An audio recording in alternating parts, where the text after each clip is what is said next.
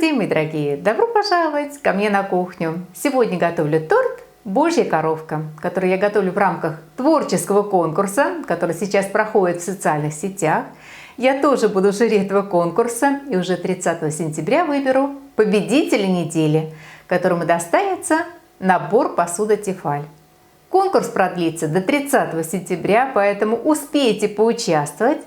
По общим итогам конкурса будет выбран главный победитель, которому достанется кухня от IKEA.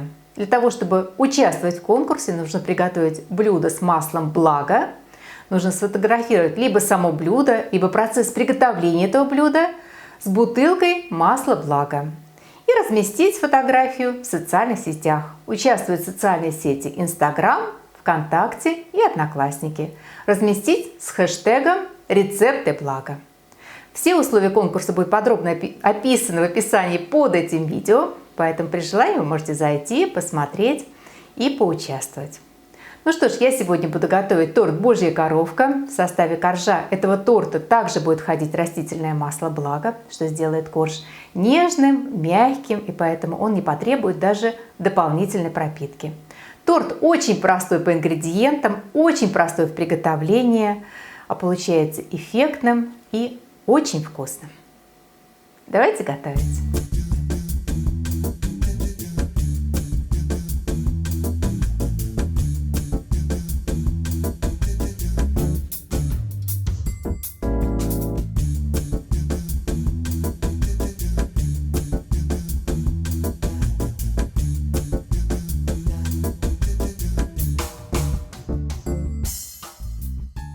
Для бисквита я возьму 50 граммов какао-порошка, 180 миллилитров молока. Для того, чтобы корж получился более насыщенного, более темного, более шоколадного цвета, я молоко нагрею практически до кипения. Горячим молоком залью какао-порошок, размешаю и оставлю остыть до теплого. Для теста возьму 240 граммов муки, добавлю пакетик разрыхлителя, это 8 граммов, и пол чайной ложки соды. Все хорошо размешаю, чтобы разрыхлители соды равномерно распределились по объему. А затем просею. Для теста нам понадобится 180 мл растительного масла. Растительное масло выбирайте рафинированное, дезодорированное, то есть без вкуса и запаха. У меня оливковое растительное масло «Благо». Готовить тесто я буду в кухонной машине, но его совершенно спокойно можно замесить и ручным миксером. В чаше миксера разбиваем 3 куриных яйца. Яйца берите либо среднего, либо крупного размера. Добавляем щепотку соли и взбиваем пару минут. Затем постепенно будем добавлять сахар. Нам понадобится 180 граммов. И взбиваем легкую воздушную массу. Очень сильно взбивать, так как мы взбиваем, например, для бисквита, не нужно. Добавляем разведенный молоком какао-порошок. Напомню, что к этому моменту он не должен быть очень горячим. Теплой, либо комнатной температуры. Для аромата я добавлю несколько капель ванильной эссенции. Вместо ванильной эссенции можно добавить пакетик ванильного сахара, либо ванильный экстракт.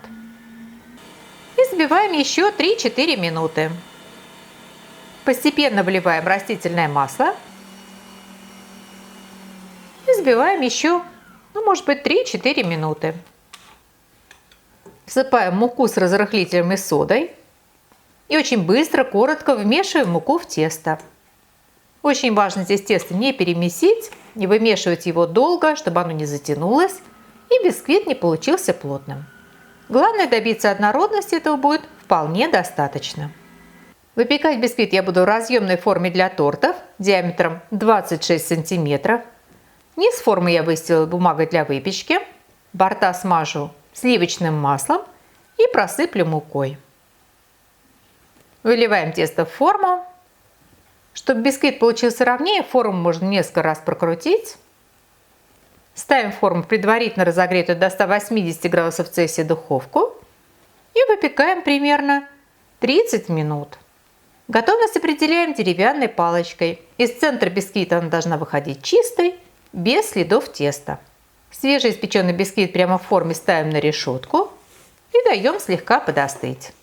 Когда бисквит остынет до теплого, форму снимаем, бисквит возвращаем на решетку и в таком таком виде даем ему полностью остыть до комнатной температуры. Охлаждать бисквит можно в перевернутом виде, чтобы максимально сохранить донышко бисквита ровным, чтобы на нем не отпечатались ребра решетки. Я пекла бисквит накануне вечером. Когда бисквит полностью остыл до комнатной температуры, я завернула его в пищевую пленку и в таком завернутом виде убрала в холодильник. Утром бисквит достала, сняла пленку и продолжила приготовление торта. Бисквит разрезаем таким образом, чтобы у нас получились два ровных коржа. Из нижнего коржа мы будем вырезать пятнышки божьей коровки. И от того, какой толщины у вас будет корж, будет зависеть толщина слоя желе на торте. Чем тоньше корж, тем тоньше слой желе. И наоборот, чем толще, тем толще желе. Из нижнего коржа, который имеет самую ровную и плотную поверхность, вырезаем пятнышки. Размер пятнышек, их количество на ваше усмотрение. Я вырезала вырубку для пряников, но можно найти что-то подручное. Чашечку, либо рюмочку. Раскладываем пятнышки на средний корж. Раскладываем их так, как вы хотели бы их видеть в готовом торте. Готовим шоколадную глазурь. Для глазури я возьму 100 граммов темного шоколада и 60 граммов сливочного масла. И просто растоплю шоколад и сливочное масло в однородную массу. Это сделать можно в микроволновой печи, но очень аккуратно, чтобы не перегреть шоколад, либо на водяной бане. В шоколадной глазури мы приклеиваем вырезанные пятнышки к коржу.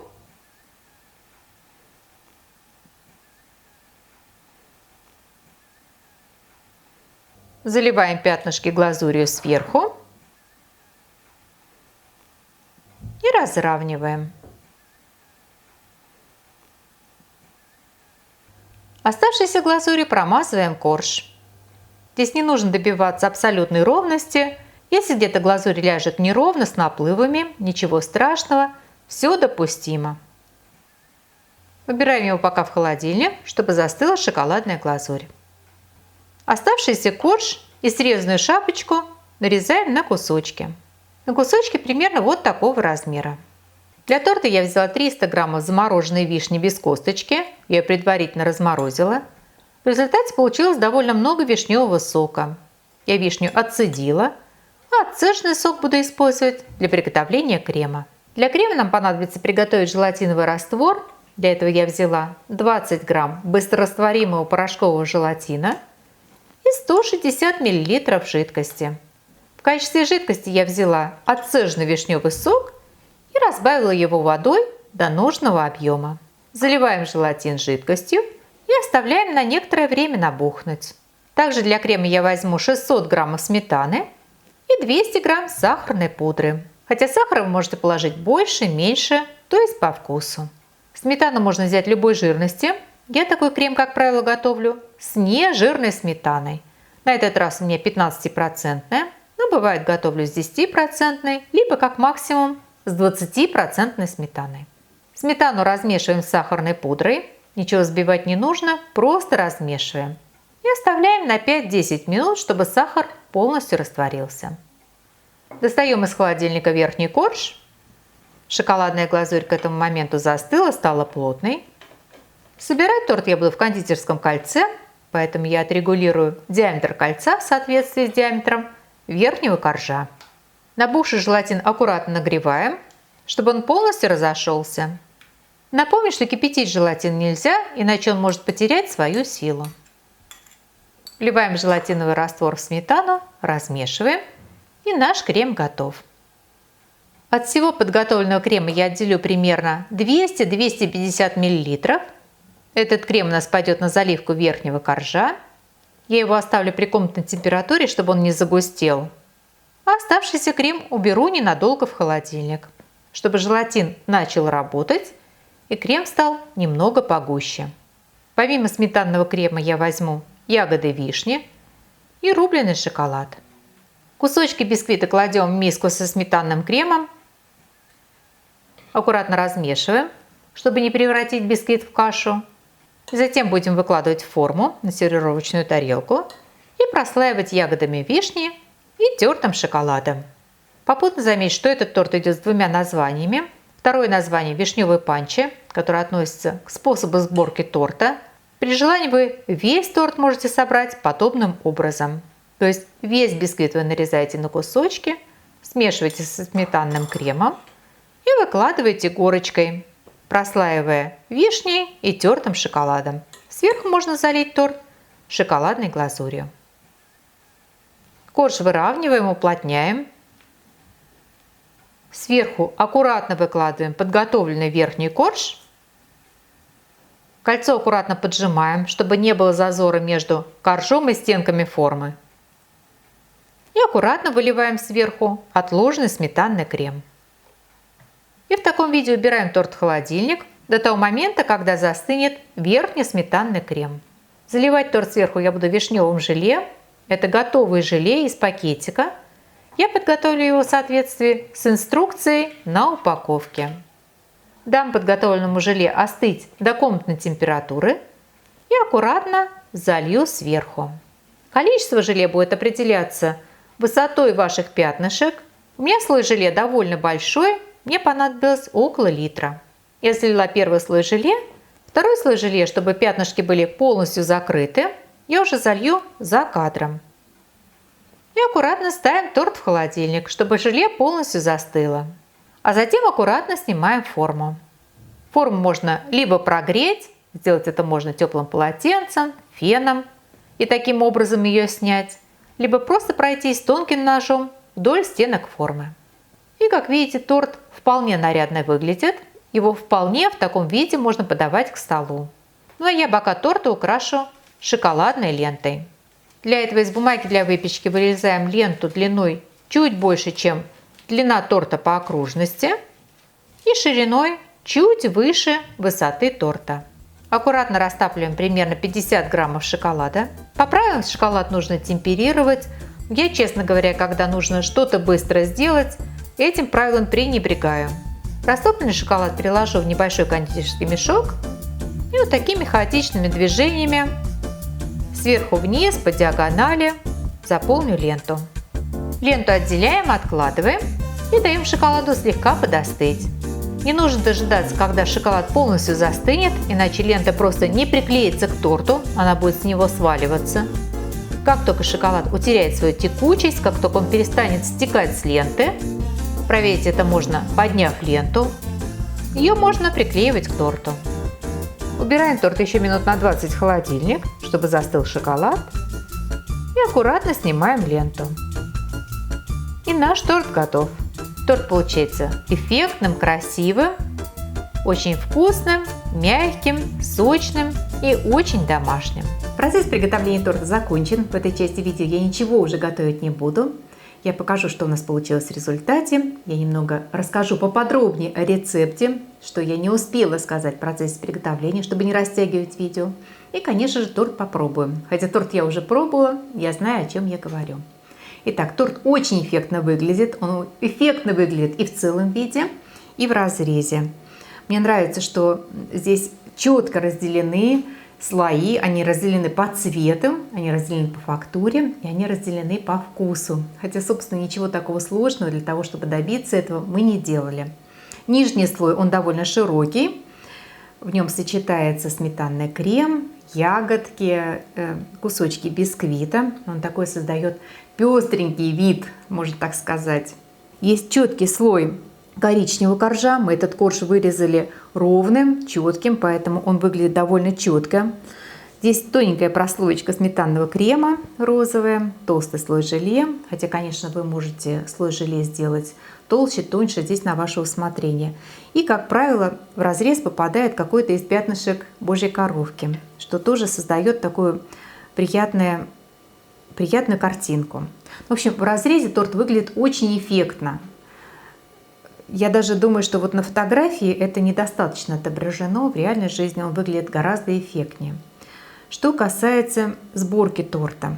В названии торта я указываю, что этот торт называется не только Божья коровка, но и вишневый панчо, поскольку как самый простой вариант сборки этого торта вы можете не выкладывать эти пятнышки, их не вырезать, не заливать желе, можете сделать все гораздо проще. Можно испечь бисквитный корж, можно его нарезать, приготовить сметанный крем, взять какой-то наполнитель, Можете в качестве наполнителя использовать какие-то другие консервированные, либо свежие ягоды, фрукты, орешки, в общем, все, что хотите.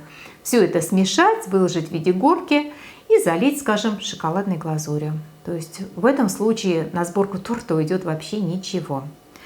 Что касается вкуса торта. Вы знаете, вот я считаю его очень гармоничным и правильным, поскольку шоколад прекрасно сочетается с вишней.